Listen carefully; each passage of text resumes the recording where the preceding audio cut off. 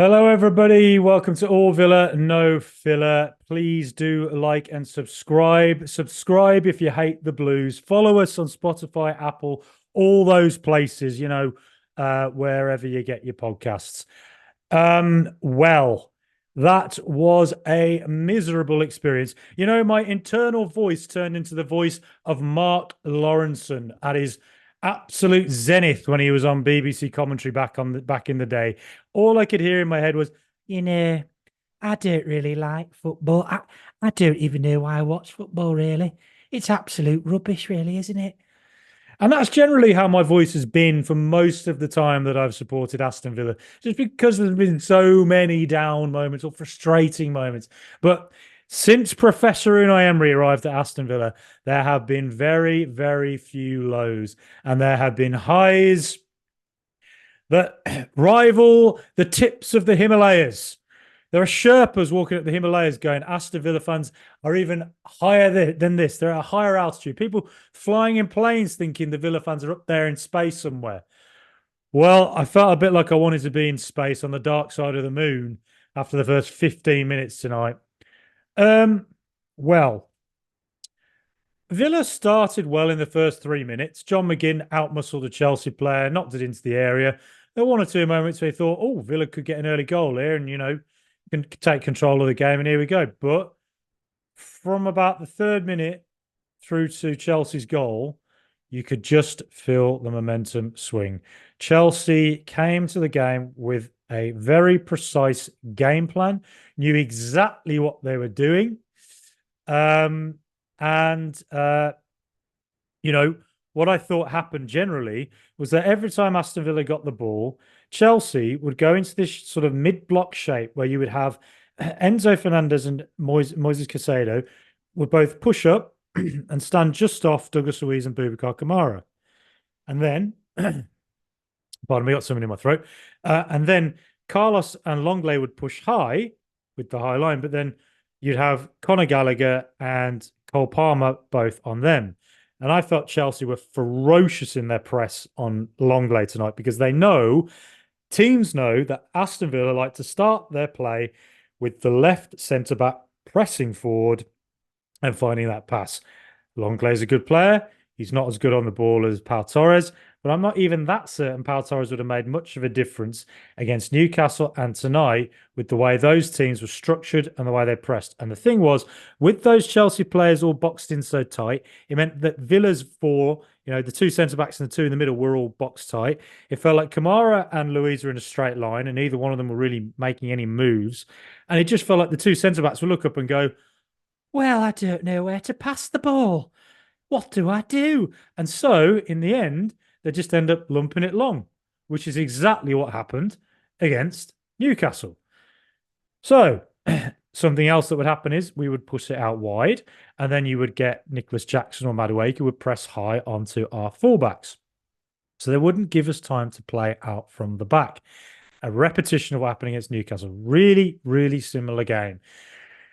And so as a result, what happened was that it felt like Aston Villa were looking around a little bit like we'd all just, for want of a better term, been on the dope or something. Been, look, when you used to meet students at uni who'd smoked a bit of weed and just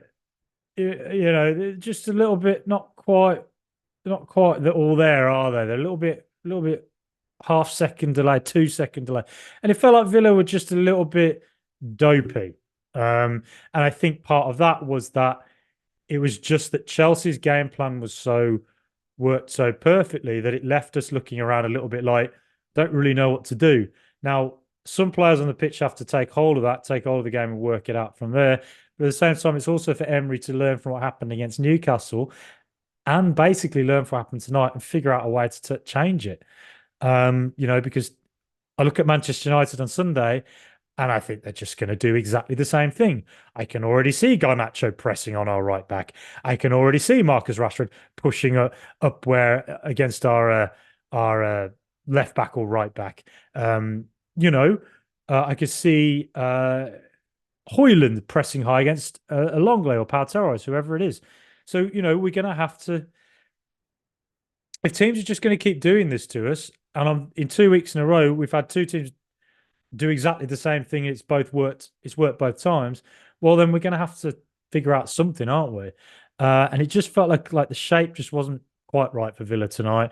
And I wouldn't say it was on the players, but it just felt like the way Chelsea had prepared themselves and that the way they disrupted Villa left Villa's players all at sixes and sevens, just unable to focus and unable to find that pass. And let's face it as well, a lot of players were subpar, and that's not all on Chelsea's performance. That is on Villa as well. Tielemans had a pretty, he's been very good for us since about September. He had a pretty big off night tonight, I thought. Kamara had a real off night. He was pulling into that back three. Cash would push forward when he was in that back three.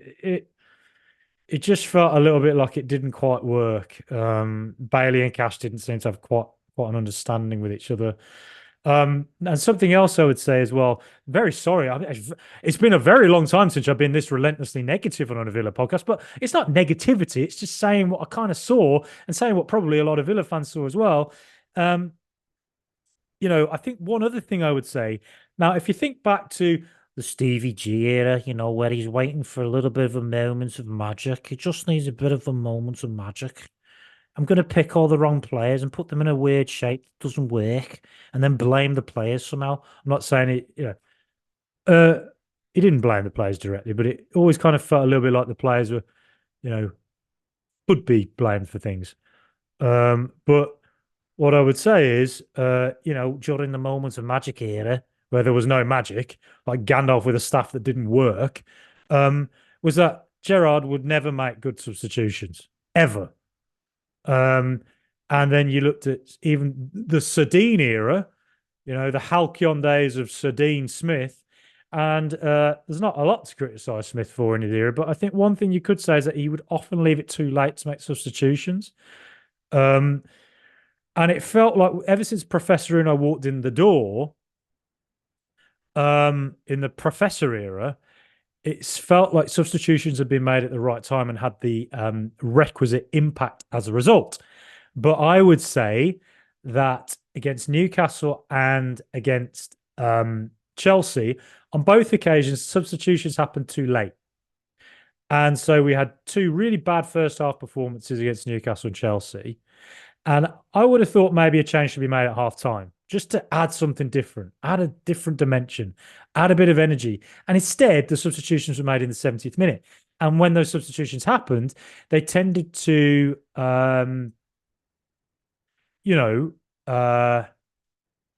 change the game. When Bailey came on against Newcastle, it was brilliant. When Diaby and Ramsey came on, it made a difference, added a bit of a more energy.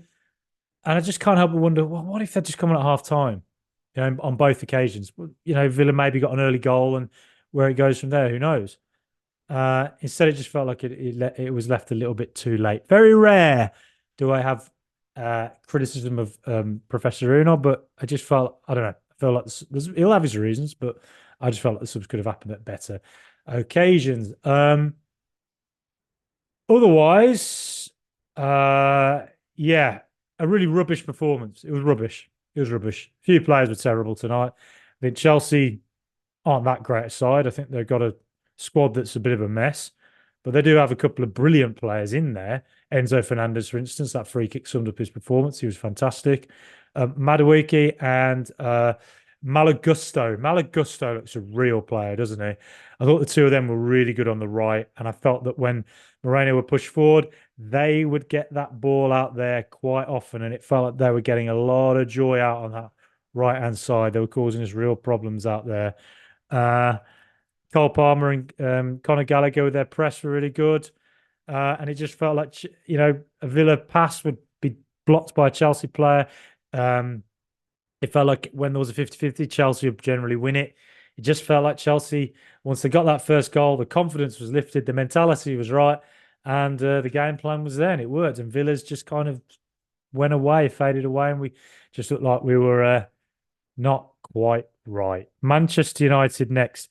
They are going to do exactly the same thing. They're going to press high. They're going to be high energy. we have to get through that first 20 minutes without conceding a goal. I'm going to the game on Sunday. I went to see us beat them 3-1 in Professor Unai's first game. I went in 1995 when we beat them 3-1. I went in 90, and I went to Wembley in 1994 at the Coca-Cola Cup final when we beat them 3-1. So this Sunday we better beat them 3-1 again. I'm hoping we will, but it's hard not to feel a little bit jittery about Villa right now. Performances haven't been brilliant since about late December. In late December, I thought it was Decemberitis, a lot of games, injuries, all those sorts of things. At the moment, it's just feeling a little bit like other teams now are preparing better for us. We've got to react. We're a top team. Other teams are going to prepare better for us because they know they have to. They don't want to get blown away like Sheffield United were. So Man United, I'm sure, will be working as hard as they possibly can to have a game plan right to play Aston Villa. And they'll press high, and then they'll go into a mid block and they'll try and make it difficult for us to play out. Hopefully, Pau Torres is back because he's the best ball player, in that part of the pitch.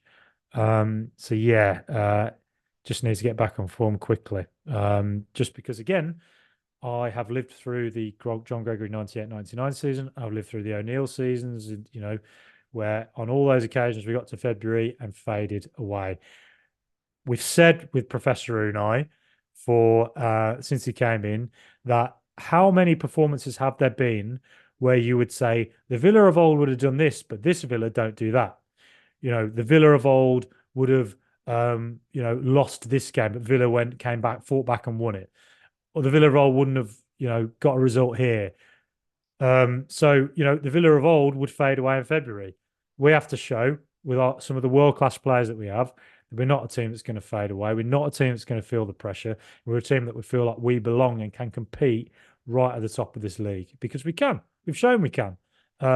Yes, the injuries don't help, particularly to Konsa, Mings, Buendia, you name it. But a lot of teams this season have had a lot of injuries, and you just got to roll with it. And it's time. A few players may have to step up, and it's for Unai Emery as well to learn from what's happened at Newcastle and against Chelsea, and to figure out a way that it does not happen again against Manchester United. And maybe a tweak here, tweak there, and a few players to step up and perform better than they did tonight. So yeah, let me know what you think. Frustrating to go out the FA Cup. It's a feeling we're very bloody used to, isn't it? Bloody used to going out the FA Cup, but let me know what you think. As I say, please like, subscribe. Please write nice reviews as well if you can. If you like what we do on Apple, Spotify, on Spotify phone, you can go on and give us 5 stars if you like us. Do the same on Apple, 5 stars, and you can even write a nice little review. It just helps, helps us keep the podcast going. Thanks very much for listening to me rambling on. I'll be amazed if anyone did, but thank you if you did. And as I always say, up the mighty Aston Villa.